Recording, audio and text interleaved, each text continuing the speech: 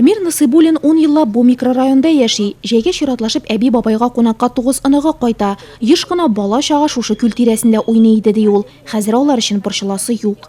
Менә бу эшне без хуплыйбыз. Хәзер менә бик үзгәрде, чисталык, пөхтәлек. Бу инде менә микрорайонга да әзрәк начар исләр дә бетте. Шуның өчен халык килеп, чыкланып, мин генә түгел, бүтән халыктан башлай сөйлиләр, бик матур булды. Балалар менә шунда килеп хәзер әзрәк уйнарга алып, чабалар, суга карап торалар, сукланалар. Бик матур булды, әйбәт. Подрядчы оешма күлне һәм аның тирә-ягын чистартуның беренче этабын тәмамлаган. Безнең телевизион архивта сакланган бу кадрлардан аның элеккеге торышын күзәтеп була. Эшчеләр шатырманны юк итеп, шүпләрне 400 кубик метрлап сыйфатсыз грунтны чыгарган. Здесь при расчистке водоема Сулыкны чистартуда 2 экскаватор унлап йөк ташучы машиналар эшләде. Габионнар белән күлнең төбе ныгытылды, ярлары тыгызланды һәм яр буйлап кым җәелде. приступили.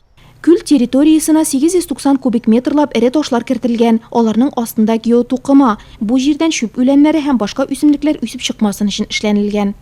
Мы еще сделали водопровод. Без янәшәдәге су башнясына күлгә су трубасы суздык. Бу монда һәр вакыт су булсын өчен эшләнелде. Күлнең тирәнлеге 3 метр ярым, су кезгесе мәйданы 2400 квадрат метр, су күләме 5300 кубик метр. Биредә су кыенып булмаячак, бу күл аның өчен каралмаган.